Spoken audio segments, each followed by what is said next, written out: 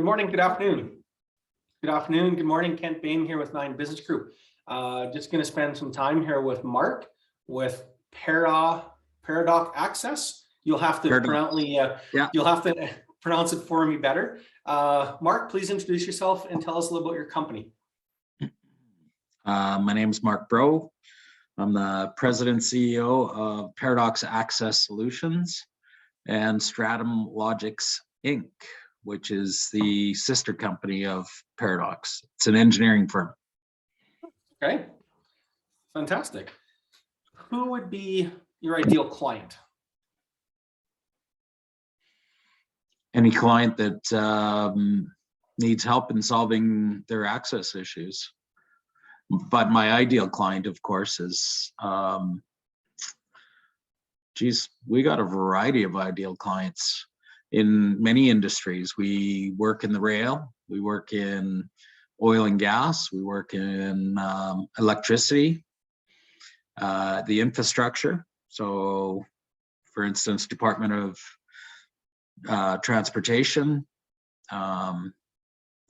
and I look at infrastructure. Pipeline is a big business too. So we've really got a big net to throw out there and bring in big fish and little fish, but they're all, of course, your favorite customer is the one that pays the highest margin and pays well.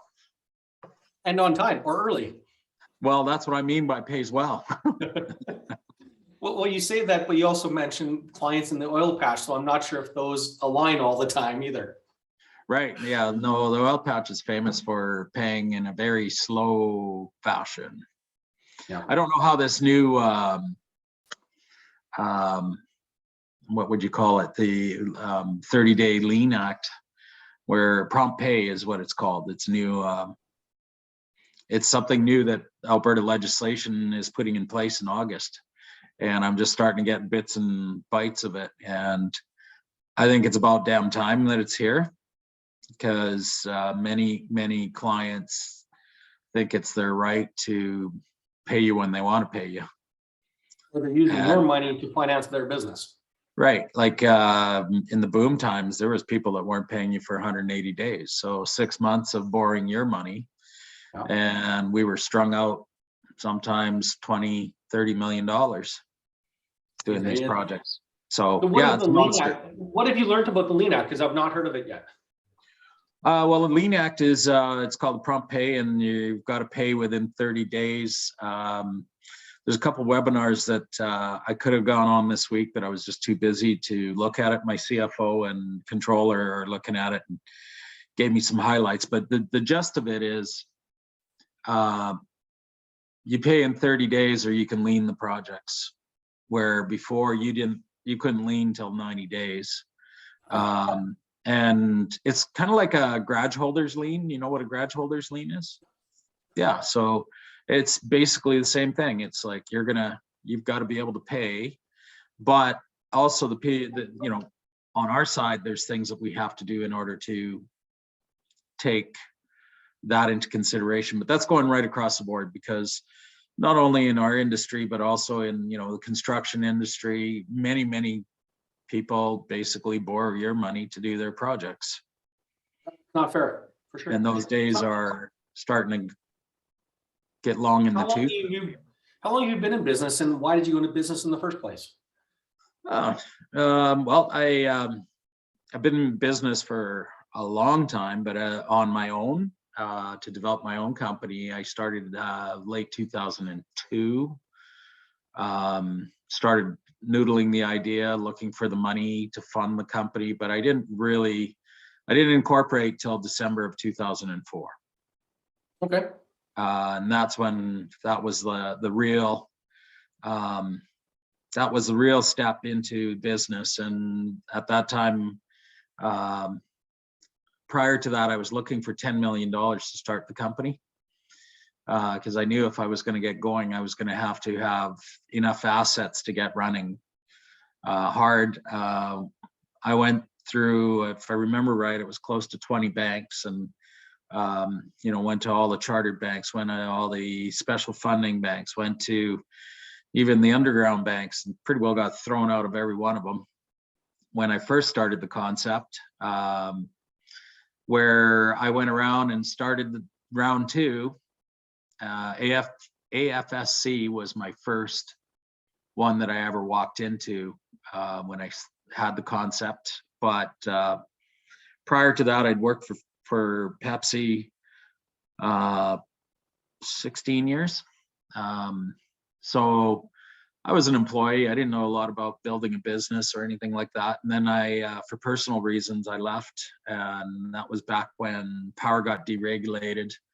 And I worked for EPCOR, which is the Edmonton Power Corporation. Nice little $4 billion company, and learned about commodities. And Pepsi was a very safe business, recession-proof. As a matter of fact, when there's recessions, it's heyday for the colored sugar water companies, because everybody stays home and drinks. I think the sales just double.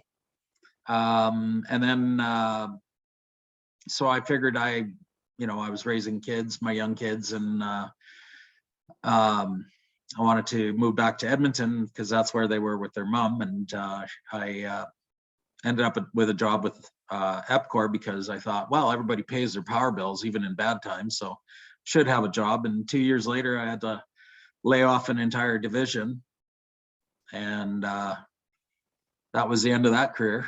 And because they decided this is too risky, let's get out of this business. So in saying that, I was like, what am I worried about? Security. There is no such thing as security. And that's, I actually was going to start another company. And I had an older brother that came and told me his concept of what he wanted. He was a government employee, and he said, I'll never build it, but you know how to sell, you know how to market. And he goes, I think this would be something that you could pull off. And so anyways, long story short, I pushed away because it was heavy into oil and gas. And I was like, I've never done oil and gas. I wouldn't know what end of a rig was. So I decided I basically looked at it, and I realized there was a huge value proposition. Nobody specialized in access, which access can mean a lot of things. As a matter of fact, I'm usually mistakenly, I don't know what access is in the computer world. That's how techie I am. But I'm usually, sometimes we get calls from, there's also a paradox security. So we get calls from security companies or people that are looking for access problems in the IT world, which, like I said, I don't know what it means, but usually it's like, sorry, that's not what we do. We can create environmental sustainable footprints out in the field where there are no roads. And many people don't realize how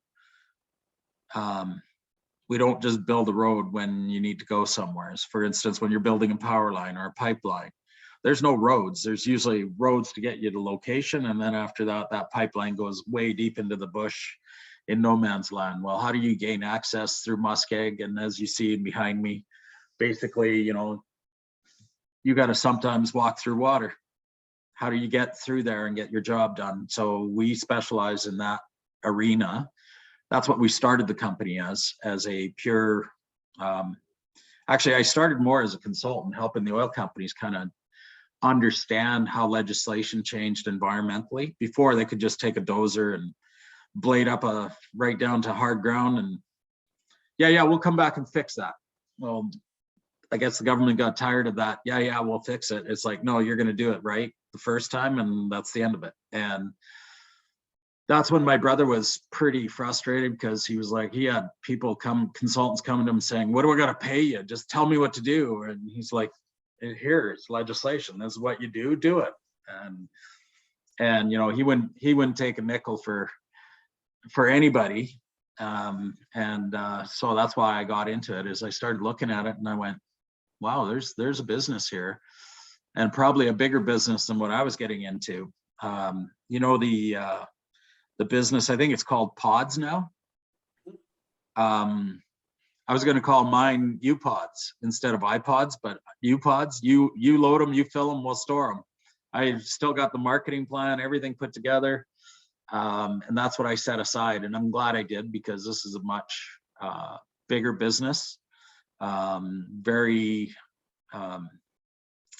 a great environmental slant to what we do, which is a big buzzword now, carbon savings, etc. But we started just basically putting mats out there, and because I wanted to keep to the vein of what I was, when I was consulting, saying, green doesn't have to cost you more. And so I didn't sell the green aspect of it, but internally I wanted to find solutions. So we started the business with recycled car tire rubber mats made just north of Edmonton, Legal. They're these big 8 feet by 14 foot mats, or 2.5 meter by 10 meter, by 8 meter. 2.5 by 4 meters. We got so many sizes now, but generally they were just the small, they're called access mats. So each mat that we produced used 300 to 400 old car tires to make. So we were solving an environmental catastrophe by taking these old tires, crumbing them up, removing the steel out of them, the cloth out of them, selling the steel, selling the cloth, and turning them into mats. But it's funny, industry never ever took to it, really. And I could show them how we were saving them money, etc. But the oil and gas sector is a very traditional arena, and it's sometimes hard to break people out of their habits. They're very, like I said, traditional in what they saw, and they were using wood mats, which were cutting down trees that are consuming carbon, turning them into big pallets that you put on the ground and create these temporary roads. And I just didn't think it was a sustainable feature, but at the end of the day, you can't fight City Hall. If that's what they want, that's what they get. So we were always coming up with new solutions. We went from the rubber to bamboo. Bamboo is a very environmentally friendly. It's actually a grass, not a wood. But it's amazing. Once, but yes. What's that? Someone told me it was more like a weed than ice, yeah, for sure. Yep. Ultimately, but if you look in China and in Asia, they use bamboo for scaffolding. They use it for many, many things. They even use it for rebar. That's how strong it is. It has a higher tensile strength than steel, believe it or not. Oh. And it literally grows in places a foot a day. So it's very, very environmentally friendly to use, but very difficult to get out of Asia. So we had challenges getting the material out of Asia, because a lot of our material ended up in the bottom of the ocean. Never realized how many sea cans fall off of an ocean liner. I've always wondered about that. Yeah. For real? Yeah, for real. It's like literally, like we lost 10 sea cans. Now, I don't even know if they ever got put on it, if it's a game, whatever, but it's a nightmare, right? So, and then it was even a nightmare because in order to make it sustainably, the feasibility, we were getting China to build them for us. And I pretty well stopped once I figured out what they're doing. They were actually building these mats. People were getting hurt because they were building them on sawhorses, and it was just insane. Paid $3 a day to do this, and it was like, yeah, I couldn't do it. It was like pulled out of that. Found other materials, but we were always looking for sustainable material. But in the end, I finally said, who am I kidding? Why am I trying to solve the world's problem when nobody cares? I'm in business. So I started getting into the wood mat business, and although we were doing well before, it just exploded and we did really well. And as I'm seeing this, I was like, well, I have a belief that, you need to skate fast on thin ice if you want to be in business today. You can't wait for that ice to get thick, because by that time, all your competition's taken over. So you got to learn to move, and you've always got to be reinventing yourself. Otherwise, you stand still, you're going to go right into the drink. You're gone.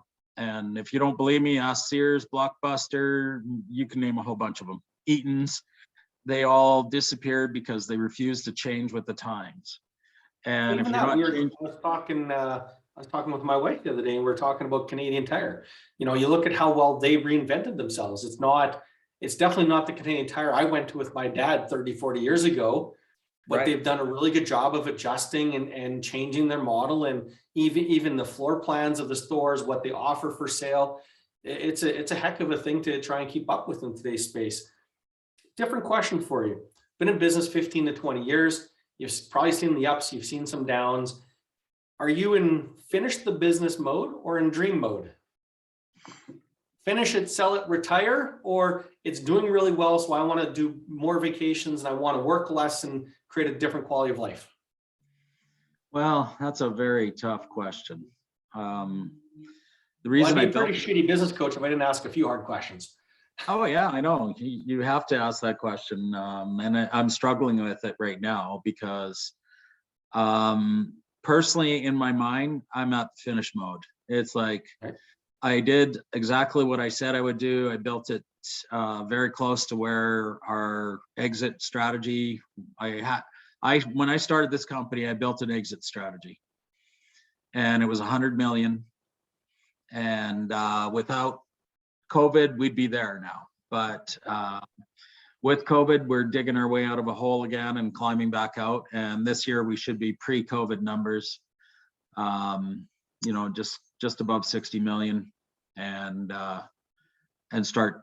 But I can see a definite cycle that's going, because the technology is finally taken off that we've invented or that we brought into Canada.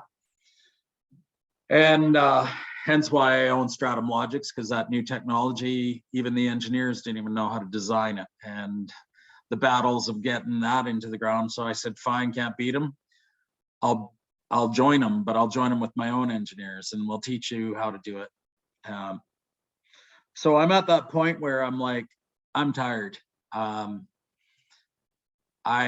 thought I could have this in place and done within 15 years, and we're moving towards, well, this is year 18 that we're working on.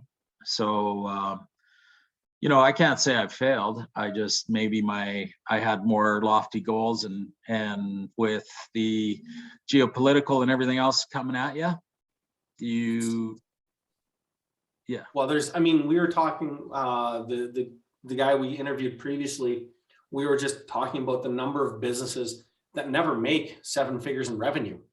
Yeah. Right. It's 98 or 99% of businesses never give above $1 million. So whether you get to 5 million or north of 50 million, you're well on your way past most everybody else in business.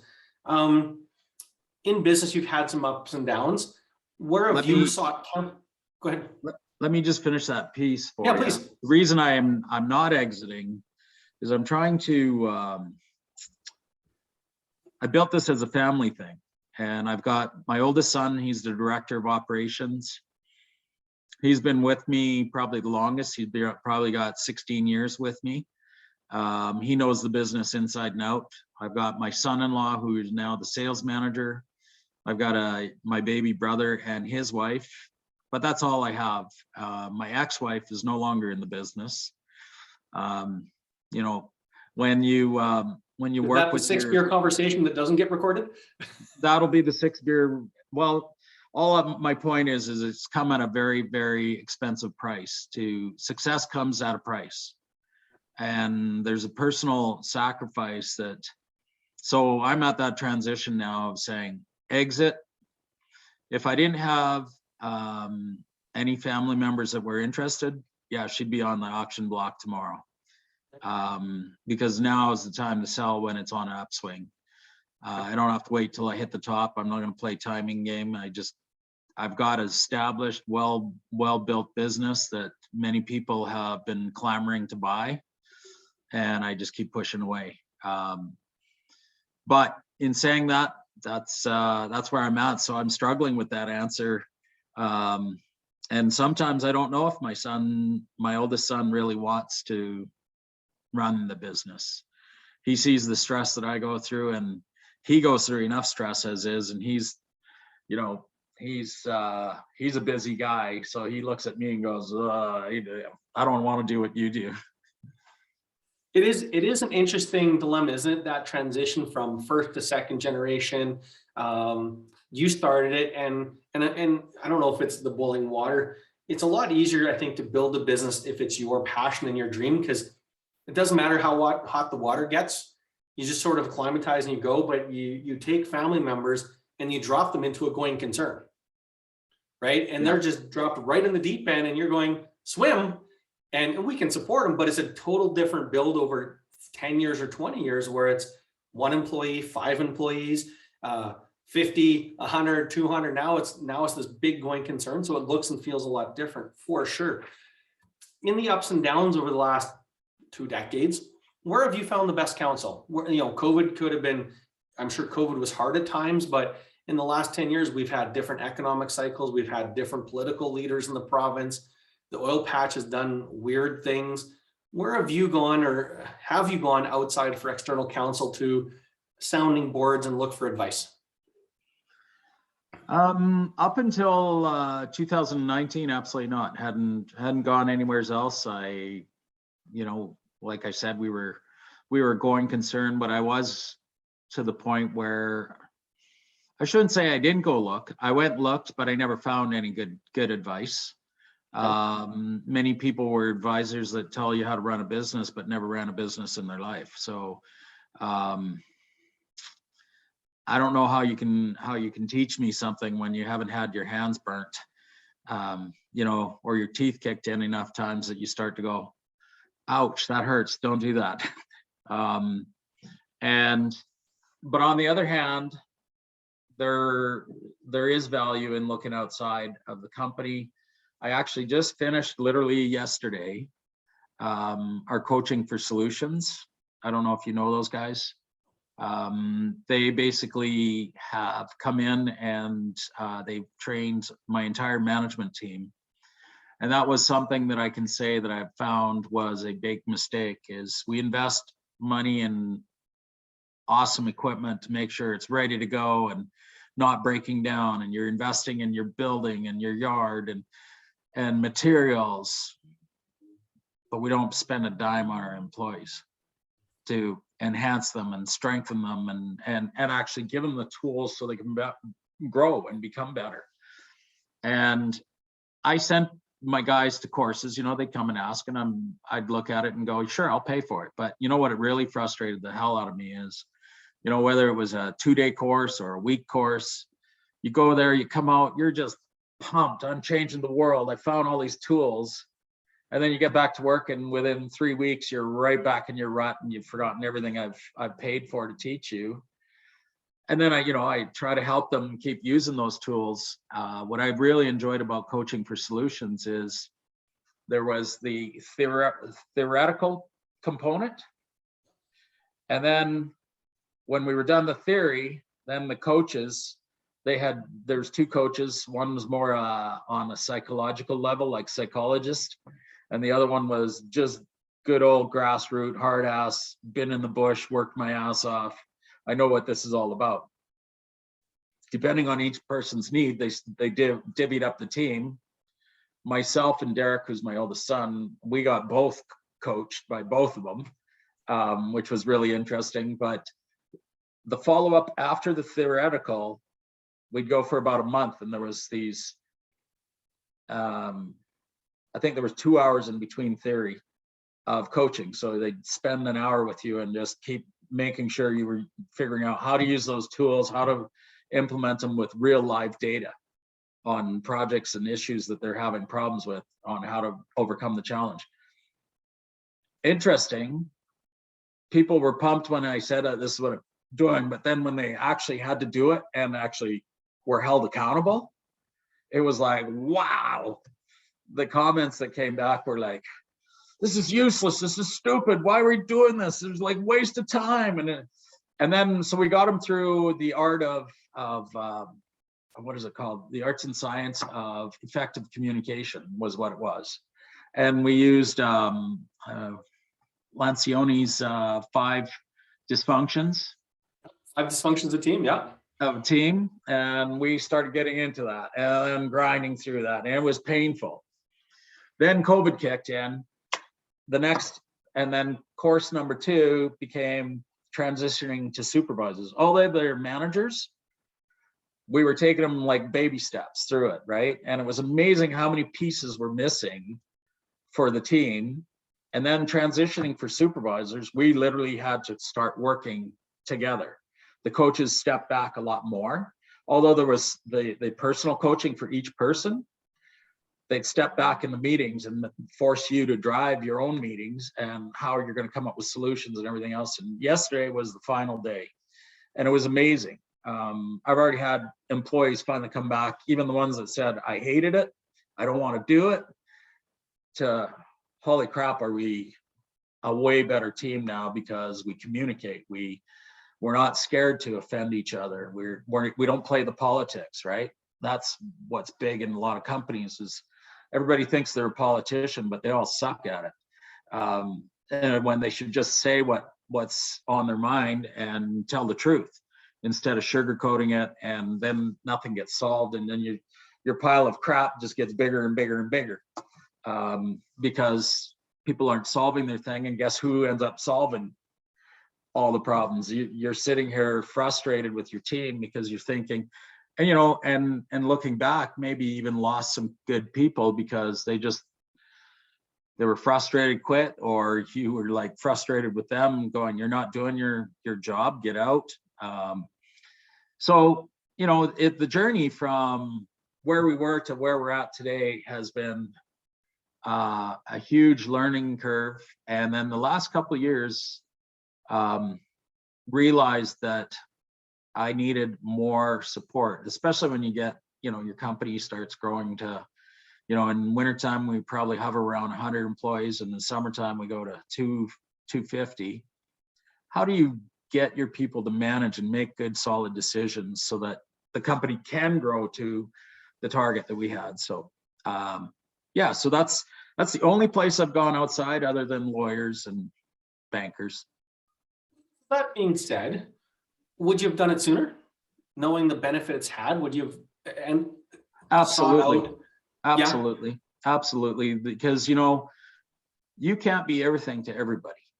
And although you don't know what you don't know, if I'd have known, but I was looking for something like this where it was a very specific hand-holding exercise, and I don't mean that as belittling. It was, come on, carry on. The tools, you got to use them.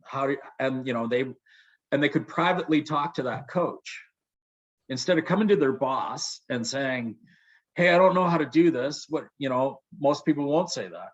They can go to their coach, and it was like a secret kind of, that's your conversation. It's like going to the psychologist. Nobody knows what you talk to the psychologist about.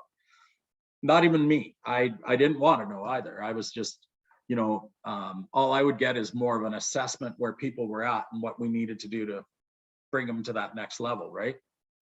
So yeah, I would have loved to have that advice right at the beginning. But looking back at the beginning, I probably couldn't have afforded it either. It's interesting, I think, because I've done work with entrepreneurs, startup, growth mode, and I've worked with clients who have large teams. And there's no question that for the clients that can afford it, I know that when I work with a client and their management team, we can move 5 times faster because we're not now dependent upon teaching you to then learn it, adopt it, teach your management team for them to learn it, to adopt it, right? For the time you get that information all the way through from president, from the C-suite to frontline supervisors can sometimes take 2 years. Whereas I think if you have the luxury, you have team members who are coming in and the message is consistent. You have coaches can be the right ones, expert communicators. They can adjust their style and methodology for the recipient. So every one of your employees has a different learning style and a different way of coming to the world. So having different voices to partner with them is a great idea. Good for you. Yeah, no, I think that's going to be one of the best changes that I did in the company to create more success. So, you asked whether I'm exit mode or dream mode. Well, now I see the dream mode too. Okay. And I'm like, man, I wish I had a few more years in the tank to play. Although I do, and I probably could. I just, maybe I'm just going through the the divorce stage and going, yeah, what am I doing this for? It's, you know, the passion, I've lost my way with the passion, I guess. And you need that passion to drive this thing. But now seeing the rest of my management team build on passion, their own passion, maybe this company can go way beyond what my exit strategy was. Because now there's not just one guy driving it, there's 15 folks driving it. I only got a couple questions left. I'm really mindful of the clock. What's been your biggest learning since you became a business owner?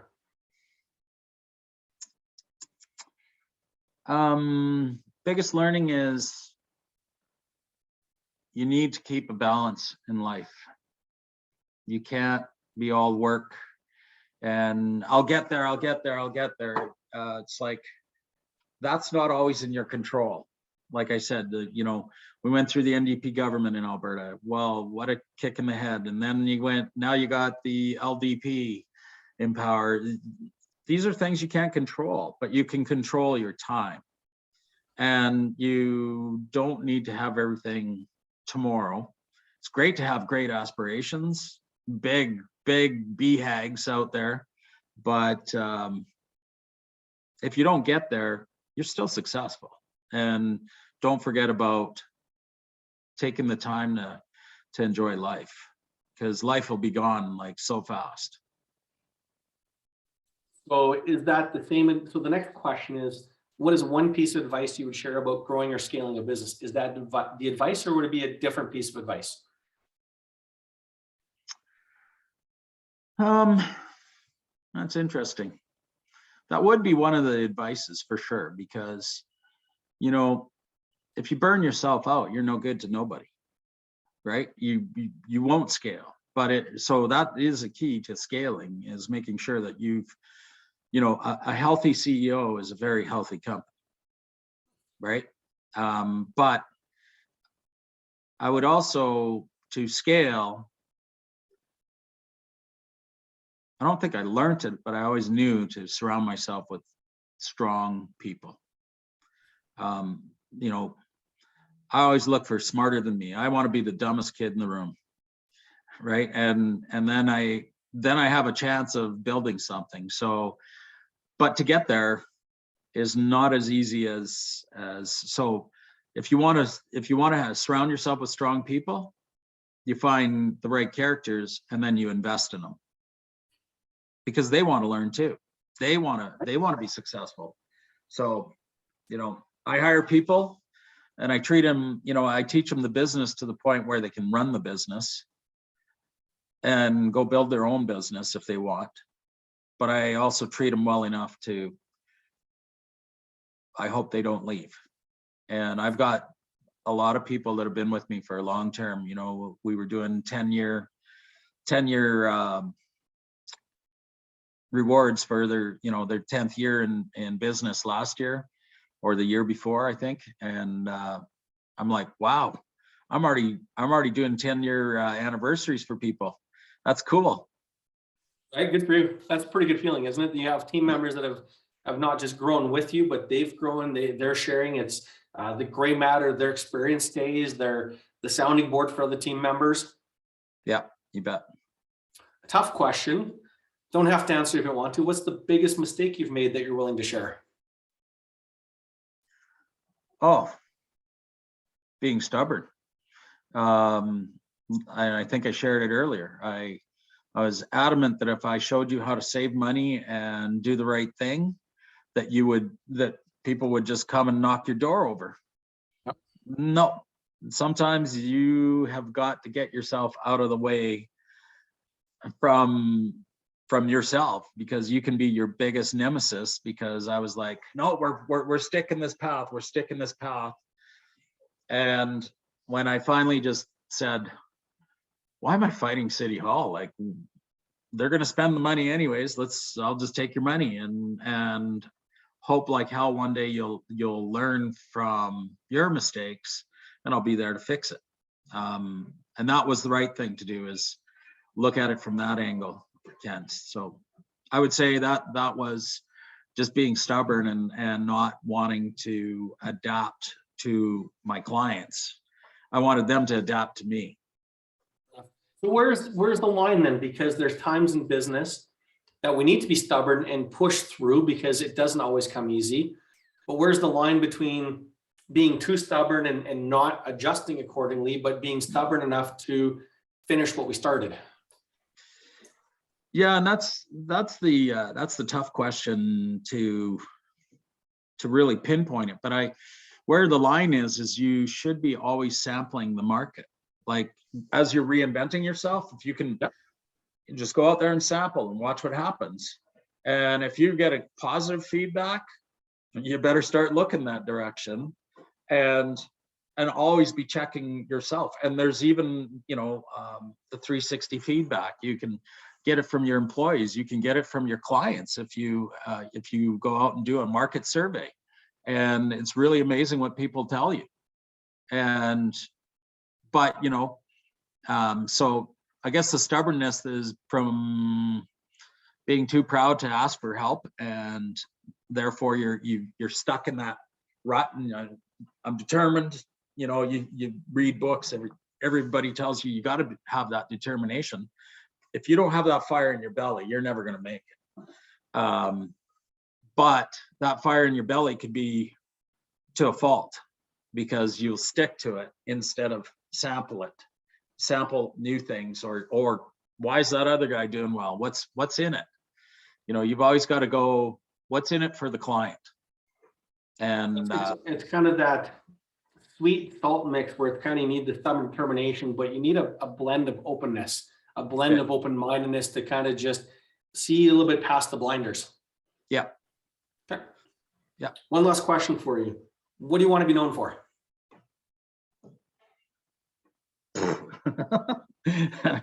Wow, you got some zingers.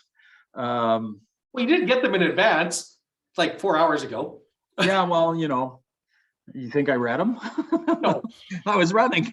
What do I want to be known for? I'd like to be known for, how do I put this? I think people know that I'm a very determined individual, and that I've introduced a lot of new technology. That I want to be known for that fearless leader, that brought something. I started this business out of my basement, didn't have a clue what I was going to do. All I knew is I was frustrated working with these big corporations.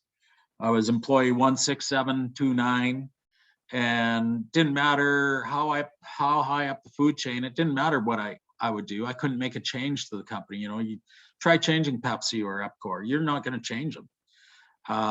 But I hated how we treated our customers. I hated how we treated our employees.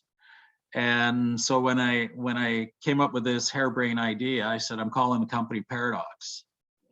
Paradox, if you look up the meaning, the gist of what I understand it to be is opposite of the norm. And I wanted to treat customers, how many times do you go into a store today and it's like, I'm not trained to do that, or sorry, can't do it, company policy.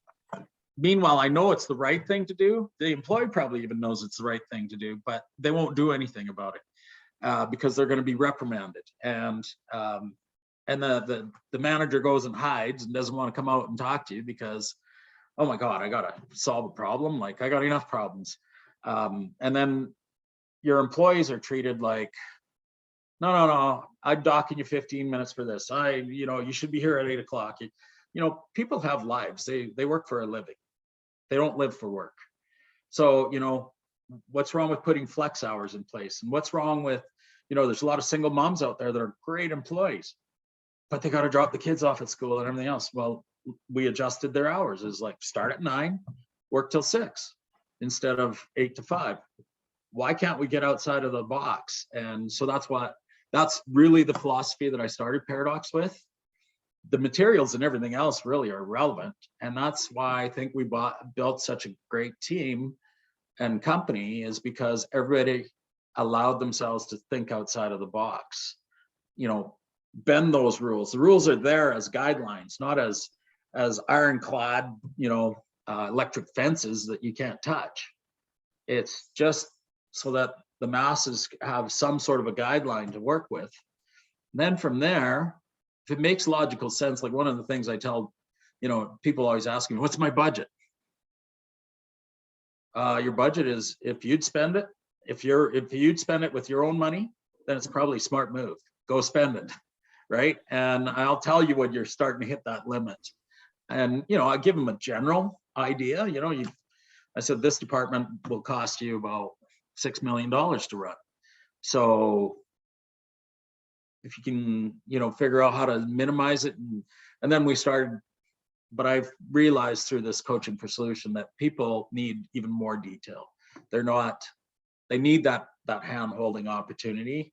And as you grow bigger, there's only one of me and 100 of them. So how do I spread my time for them?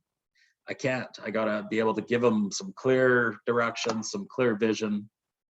But I think I got sidetracked on what you were asking. But really, I wanted to know that I could build a company with a vision and drive it to the finish line. And like I said, I'm close to the finish line now, but do I just turn it over to the family? Because now it's owned by the family trust. So because those are things that you learn. It's like, geez, I should have did this at the beginning, not now, things like that. But humans are too proud to ask for help. And when you become the owner of a company, the biggest mistake owners do is they forget that you can't be everything to everybody. You need to ask for that help. You need to learn the steps of building a company. But if you make it through the first 5 years, you can make it through anything. I was fantastic. You've been absolutely a joy to spend 45 minutes with. Thank you very much for your time. Any parting comments before we hit the stop button on the recording? No, I'm just curious what your approach is, Kent. And other than that, it's kind of, you asked me some tough questions there that made me have to think. Well, I mean, we can talk about the business coaching stuff. I'm trying to, it's funny to do these recordings because in one aspect, I do want to promote my business. I do want more clients, but at the same time, I have this passion to share stories because business owners and entrepreneurs, it can be lonely. You've alluded to it. It can be hard. And we don't always get to see behind the curtains. I mean, Right. How many business owners get to go out there? I'm going to start a business, and whether you find an interview with Kent and Marc on a YouTube channel, it's like, oh, you get some insight. You kind of get behind the curtains because it's not. We live in a world where everything is instant, perceivably, and it's getting faster and faster. So we think that everybody can be Elon Musk or everybody can have $100 million company. We're going to have it tomorrow. No. This is 5 years of learning and 10 and 20. So I think it's just part of why I want to share those stories. So, but thank you for asking. We can have that conversation later offline, and I'll just hit end on the recording to wrap it up. And that way we can be a little less salesy, if you will. Awesome. Yeah, no,